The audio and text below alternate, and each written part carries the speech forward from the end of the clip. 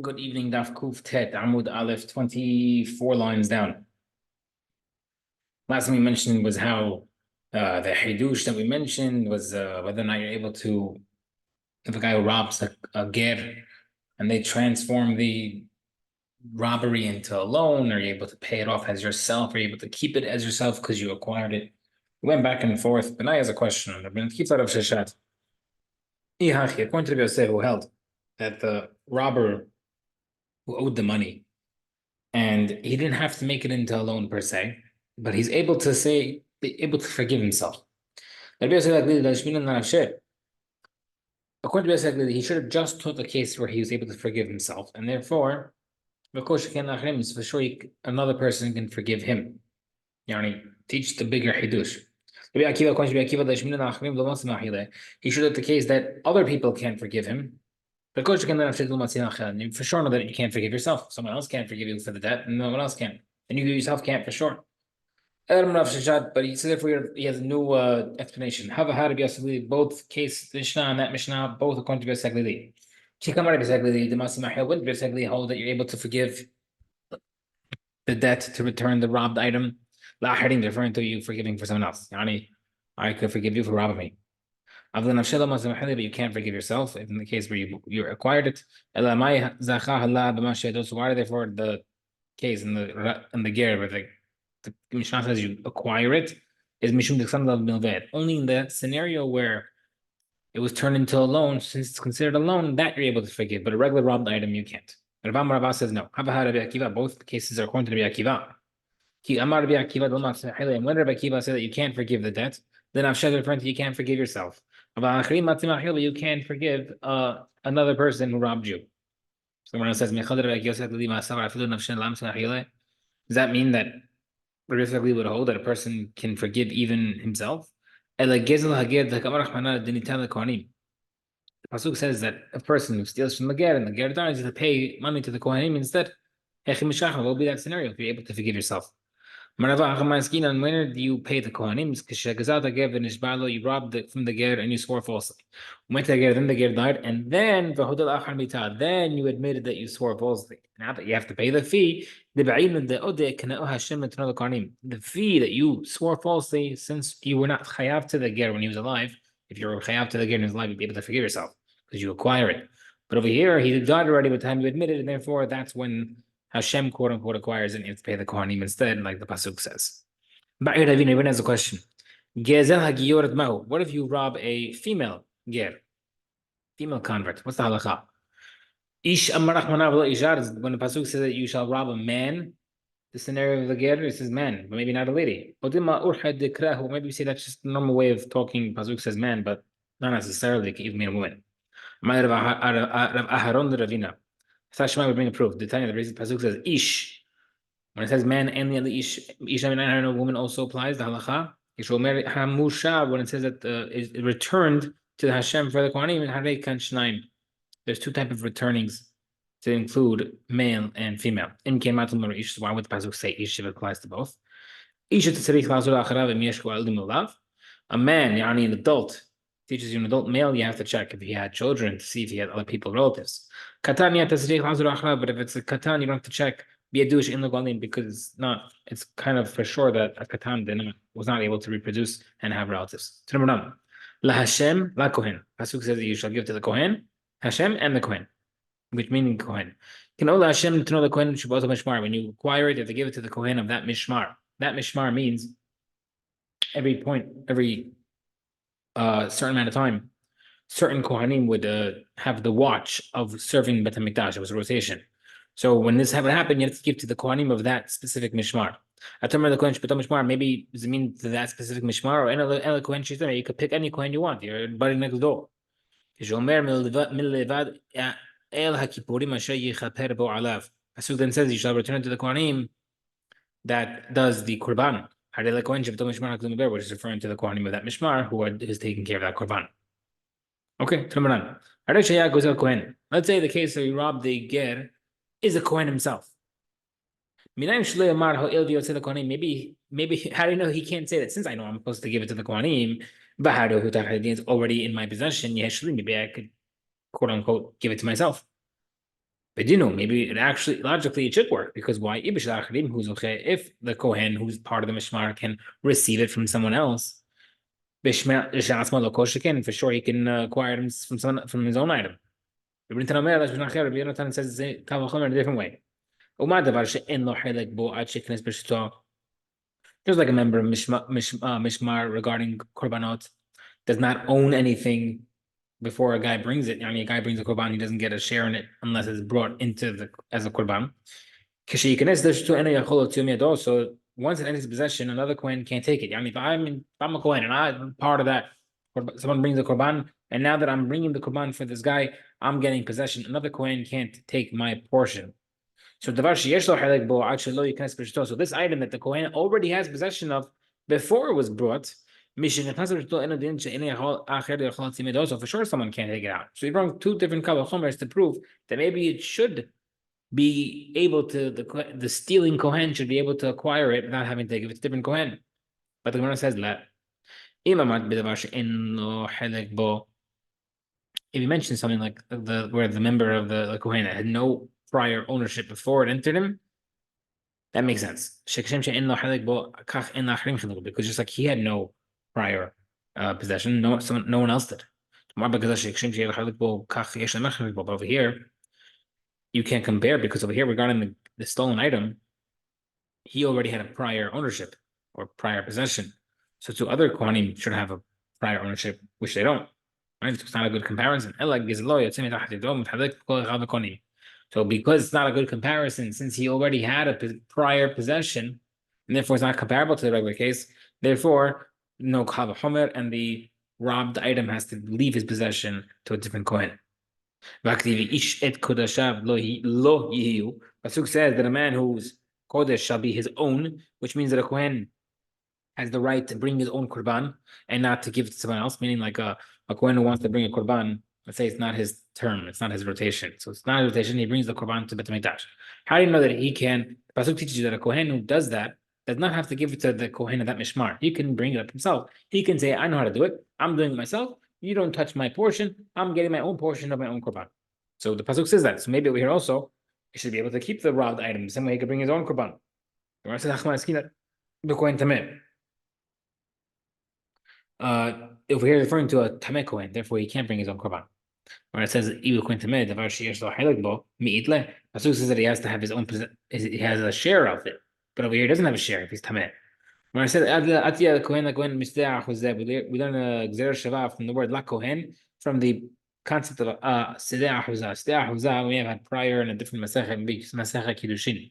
Halakha is if someone sells their rightful land from their ancestors, right? This property belonged to Mishpahat Gil'adi, and they sell it because it's their ancestral land. They're able to buy it back, redeem it back again from the buyer at any point in time.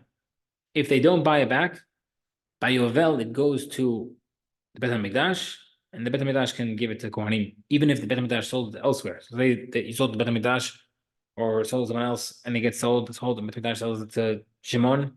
By Yovel, it goes to the Kohanim, and end of story. So Breta says, Tanya, Ahuzato, what does the Pasuk mean that it says his Ahuza, his heritage? How do you know that a field that goes out to the Kohanim by Yovel, and a different Kohen redeemed it? Right? Maybe a guy can redeem it before Yovel, day before Yovel. Yovel hits, he's supposed to give it to a Kohanim. I'll take it. It's mine. It's already in my possession. I'll just take it. How do you know it doesn't work like that?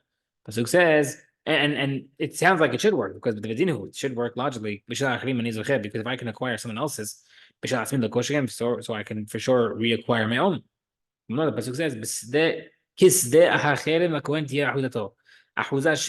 own item, this is not already his. Haki said was like, what's the possible scenario? It's right. So therefore, something that's already his has to be redistributed.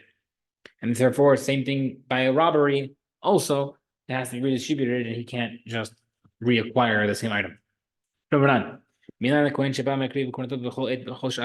that a Kohen, like we said earlier, can bring his own Korban at any time he wants and not have to give it to the Kohen who's in charge of the Mishmar at the time? The Pasuk says, Uba bechol avat nafsho v'sheret. Pasuk says the Kohen can come whenever he desires and serve. That the Kohen who makes his own korban can keep his own meat, right? The meat that's usually reserved for the Kohen he can take it for himself. Shall belong to him. If the Kohen who brought it was a mum and therefore can't bring the korban, the Kohen he has to give that portion to the mishmar, to the one who's serving it, the one who's actually doing it. But the mitzvah for bringing it and the meat and the hide belongs to him. But if he's a Kohen if the Kohen is old or sick without a mum, he can choose which Kohen. But and the meat and the hide belongs to the mishmar. So like Mara says, right? So when you're making a shliach, usually we always say that the shliach is instead of yourself, it's your extended arm. So the problem is if it's an old and sick Kohen, what's the case? If he's able to bring the avodah, then it should belong to him because he's bringing it himself.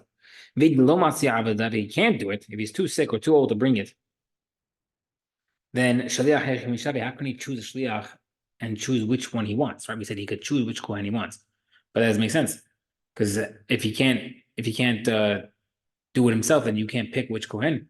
So therefore, it should be given at random to any Kohen in the Mishmar. He's technically able to do it, but difficulty. Regarding to bring the actual korban, he's able to do it, but it'll be very hard for him. He's very old. Therefore, he can bring a shliach. Also regarding eating, he's able to eat it, but it'll be considered achilat gasa. Achilat gasa is considered eating, overeating. In the same way, overeating by, let's say, the afikumin. People don't know that they eat a lot by the meal. They eat a ton during the meal by Qurban, by Pesach, and then they eat afikumin and they're shoving it down their throat. They're not yotzeh. That's not considered eating. That's considered overeating, and that's not a mitzvah anymore. Supposed to leave room. So how do we know that? So therefore, if he were to eat it, he's sick or old, and he's forcing himself to eat. That's considered achad gasa. The achad gasa lav klumu, and achad gasa does not count as eating. Therefore, he can't do it himself, and therefore, therefore, he can't make a shliach for that part, and that's why in that scenario that eating and the hide goes to the mishmar. If there's a kohen, the mishmar who is tameh, and he had to bring a korban tzibur korban, musaf for chag. The say he can choose which kohen, and the meat and the hide goes to the people of the mishmar. If there are other Tahar Kohanim, how can those who are Tameh make the service and therefore he can't choose? He can't do it himself, right? Only if most people are Tameh, then the Tameh can bring it. But if there are other Tahorim, then he can't do it, and therefore if he can't do it, he can't pick. How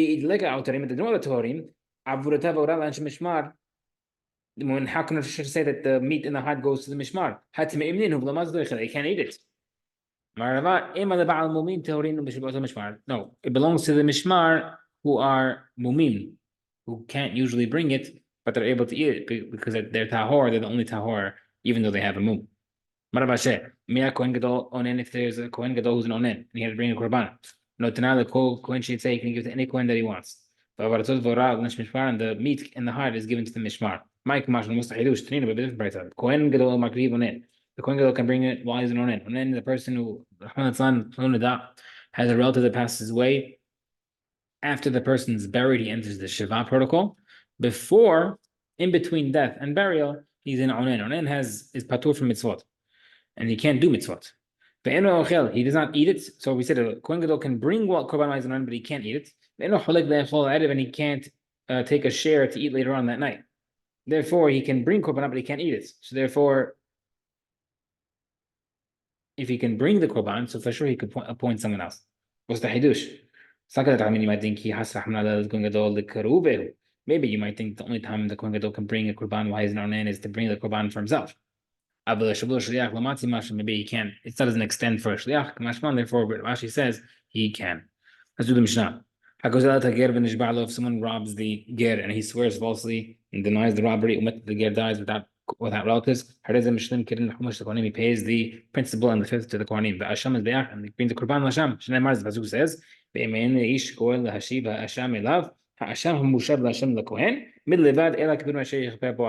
okay.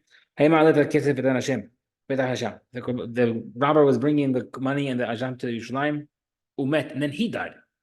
The money should give to the children of the robber. They don't have to pay it if they don't want to. And the asham the korban asham that was set aside to be brought as a korban, since it was already set aside, you shall leave it to graze until it gets a mum. Then it shall be sold, and you should bring a different korban instead. Because now you can't bring his own asham, but it's already set aside in the asham, therefore you have to wait for it to get a mum and then kish it. Let's say he already paid the money of the mishmar and then died without bringing the korban. They cannot take the money back. Once they enter the kohen's reshut, it belongs to him. Next, right? So interestingly enough, let's say you're bringing the different stuff to the kohanim during the mishmars, and it's about to be change of shifts. So then he gave the coin to the first family of Yehuyariv, and the korban hasham to Yedaya, which is the second shift. Yetzah, he's patur. Hashem le'yariv, but if you give the korban first to Yohariv, and the kesef le'daya, and the money to the Yedaya, im kayam ha'asham, if the asham is still there, yani Yehuyariv did not bring it yet, yakrivu b'nei Yedaya, the next shift, which is now their turn, shall bring the korban, even though it was given to the first shift. Since they didn't bring it, now they can do it. But if Yohariv already brought it as a korban, but since he didn't pay the money yet, he has to repeat the korban because he didn't pay the money. Because